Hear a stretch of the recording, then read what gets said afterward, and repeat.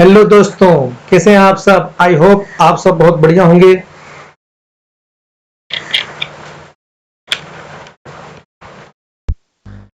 Hello दोस्तों, कैसे हैं आप सब। आई होप आप सब बहुत बढ़िया होंगे और मैं भी बहुत अच्छा हूं।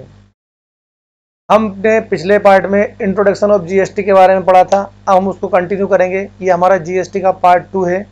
इसमें हम जानेंगे कि इंडिया में जीएसटी की उत्पत्ति कैसे हुई और ये कहाँ शुरू हुआ। तो ये जीएसटी का जो सिलसिला है ये बहुत लंबा लंबा है।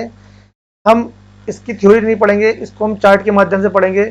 आइए जानते हैं। ये हमारा चार्ट है। इस चार्ट के माध्यम से हम पूरा समझेंगे जीएसटी को। सबसे पहली चीज, in the year 2000 then prime minister ने इंट्रोड्यूस कॉन्सेप्ट करा जीएसटी का। हमारा 2000 में प्राइम मिनिस्टर साहब ने क्या करा, जीएसटी के कॉन्सेप्ट को इंट्रोड्यूस किया और एक कमेटी डिजाइन करी and GST model for country. और कंट्री के लिए क्या बनाना चाहा उन्होंने, जीएसटी मॉडल बनाना चाहा। कब हुआ ये, पहला हमारा सबसे पहला हमारा जीएसटी का जो उत्पत्ति होने का सिलसिला कहाँ से हुआ, 2000 से हुआ।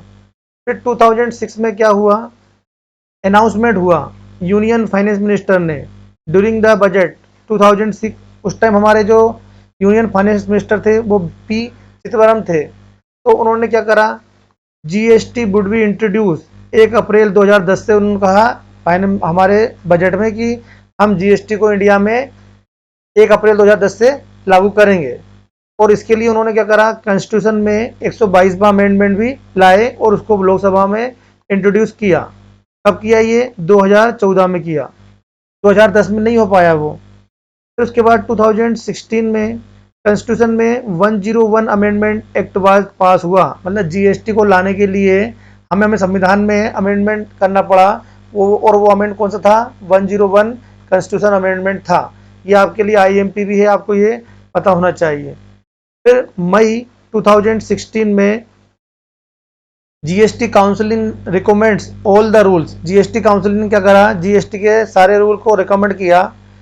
जैसे कि अप्रैल जीएसटी काउंसिलिंग रिकमेंड करा सीजीएसटी, एचजीएसटी और यूटीजीएसटी और कंपनसेशन सिल, ये सब दिया। कब दिया ये, मार्च 2017 को दिया। CGST, IGST, UTGST and compensation से पास हुआ अप्रैल 2017 में। अब जो हमारा जिसका हमें बहुत दिनों से इंतजार था वो कब हुआ, पहली जीएसटी काउंसिलिंग मीटिंग। ये आपको याद भी होना चाहिए, सितंबर 2016 में पहली फर्स्ट जीएसटी काउंसिलिंग मीटिंग होती है।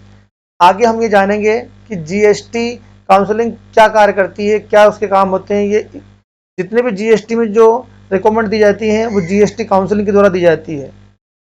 अब 30 जून 2017 को 17 को all the state except Jammu Kashmir पास कर दिया गया एचजीएसटी। मतलब स्टेट गुड सर्विस टैक्स पास कर दिया गया, लेकिन जम्मू कश्मीर में पास नहीं हुआ, बाकी छोड़ के पूरी इंडिया में हो गया। अब हमारा जीएसटी हम सबको पता है कब लॉन्च हुआ, 1 जुलाई 2017 को जीएसटी लॉन्च हुआ और 8 जुलाई को कश्मीर ने भी उसे मान लिया। इस प्रकार अब जीएसटी पूरी होल इंडिया में लागू हो गया। ये थी हमारी जीएसटी की जर्नी। हम जान गए पूरा कि जीएसटी कहाँ से स्टार्ट हुआ और कहाँ गया। अब हम जानेंगे concept of the GST. Concept of the GST, what is GST, GST है क्या। तो जीएसटी क्या है, before we proceed with the Indian GST first understand, हमें बेसिक कॉन्सेप्ट जानना पड़ेगा जीएसटी कि जीएसटी है क्या। पहली चीज, जीएसटी वैल्यू एडेड टैक्स है। जीएसटी क्या है, वैल्यू एडेड टैक्स है, हमारे वेट की तरह ही। लेकिन इसमें क्या करा है, इसमें जीएसटी को अमेंडमेंट करके अच्छे से लागू किया गया है। सबसे पहला चीज है GST value added tax levy on supply.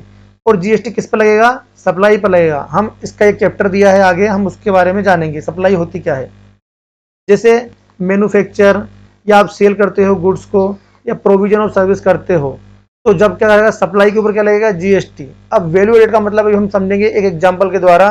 आगे आप वीडियो को देखते रहना, स्किप मत करना। GST offer, GST offer continuous tax credit. Continuous tax credit मतलब होता है कि जैसे मैन्युफैक्चर डिस्ट्रीब्यूटर को देता है तो वो उस डिस्ट्रीब्यूटर उसका आईटीसी ले लेता है, और डिस्ट्रीब्यूटर होलसेलर को देता है और होलसेलर रिटेलर को देता है। तो आईटीसी का क्रेडिट कहाँ तक मिलता है? रिटेलर लेबर तक मिलता है। तो अल्टीमेटली बर्डन कौन कंज्यूम कौन करता है? टैक्स को कंज्यूमर, जो उस गुड्स या सर्विस को क्या करता है? कंज्यूम करता है। अब अगला है burden borne by the final consumer. देखो मैंने बताया कि जो टैक्स का जो बर्डन पड़ता है, जो बाहर पड़ता है, वो किस पर पड़ता है? फाइनल जो कंज्यूमर, जो गुड्स या सर्विस को यूज करता है, उपभोग करता है या कंज्यूम करता है। उसके बाद no cascading of tax. No cascading tax का मतलब ये होता है since only value added each stage, ये वैल्यू को ऐड किया जाता है, ना कि टैक्स को। बल्कि हमारे पुराने सिस्टम में क्या होता था? टैक्स के ऊपर टैक्स लगता था। उसे ही कहते हैं नो कैस्केडिंग ऑफ टैक्स। तो ये जीएसटी के 4 पिलर हैं जो हमें समझ में आना चाहिए कि जीएसटी का बेस। तो जीएसटी क्या है? जीएसटी वैल्यू एडेड टैक्स है। और कंटिन्यूअस क्रेडिट मिलता है कहाँ तक? रिटेलर तक। Burden bone by the final consumer, इसका जो बाहर पड़ता है वो किससे पड़ता है? फाइनल कंज्यूमर पड़ता है। और no cascading of the tax. अब हम इसे एग्जाम्पल द्वारा समझते हैं जो अभी हमने ऊपर पढ़ा। देखिए ये समझ में आ गया, यही जीएसटी का पार्ट है। पहली चीज है देखो वैल्यू एडेड, जो हमने ऊपर पढ़ा था। देखो वैल्यू एडेड कैसे हुआ? सबसे पहले एक मैन्युफैक्चरर ने एक गुड्स बनाया और उसकी कॉस्ट क्या आई? 1 लाख रुपीस आई। उसके ऊपर जीएसटी लगाया गया 18%। और ये जो गुड्स है ये डिस्ट्रीब्यूटर को सेल किया गया, तो कॉस्ट क्या आई? 1 लाख रुपए। तो जो डिस्ट्रीब्यूटर है चाहता तो 1 लाख और प्लस 18,000 के ऊपर जीएसटी लगाता, लेकिन बेट में पहले ऐसा हुआ था, लेकिन अब जीएसटी में ऐसा नहीं होता। फिर वो क्या करेगा? डिस्ट्रीब्यूटर अपना प्रॉफिट ऐड करेगा और जो उसकी सेलिंग प्राइस होगी, सेलिंग प्राइस के ऊपर वो जीएसटी 18% चार्ज करेगा।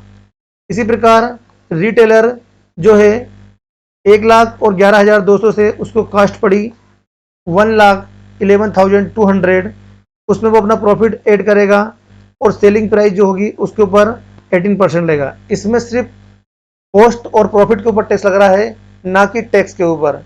और लास्ट है कंज्यूमर।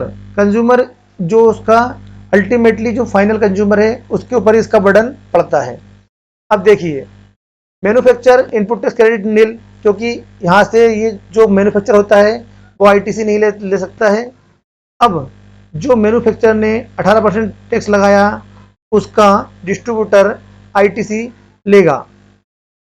तो डिस्ट्रीब्यूटर को कितना टैक्स पे करना था गवर्नमेंट को?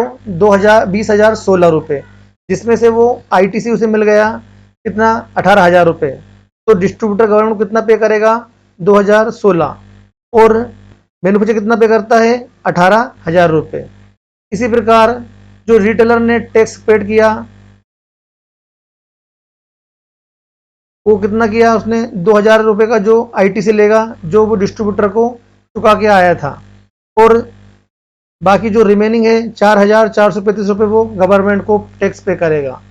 और कंज्यूमर को आईटीसी नहीं मिलता है क्योंकि सिर्फ रिटेलर तक ही मिलता है, हम ऊपर पढ़ चुके हैं।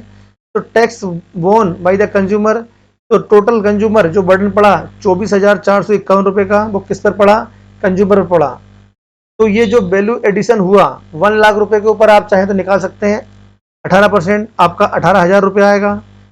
डिस्ट्रीब्यूटर ने वैल्यू एडिशन किया था प्रॉफिट में 11,200 रुपये का, हम 18% निकालेंगे तो 2,016 रुपये आ जाएगा।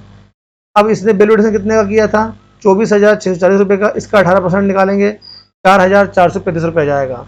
वैल्यू एडिशन नील, कुछ भी एडिशन नहीं किया इसने, लेकिन अब अल्टीमेटली उसने गुड्स और सर्विस का यूज़ किया। तो इस प्रकार हमने व्हाट इज जीएसटी को भी समझ लिया और जीएसटी की जर्नी को भी समझ लिया। हम अगले पार्ट में आगे जीएसटी के नीड और प्रॉफिट के बारे में जानेंगे, और हम ये भी जानेंगे कि इंडिया में कौन सा जीएसटी लागू किया गया, सिंगल जीएसटी या डुअल जीएसटी, उसके बारे में हम डिटेल से जानेंगे। सीजीएसटी, एचजीएसटी और यूटीजीएसटी के बारे में और आईजीएसटी के बारे में। तो आप प्लीज़ चैनल को सब्सक्राइब और बेल आइकन को हिट करना मत भूलिएगा। Thank you very much.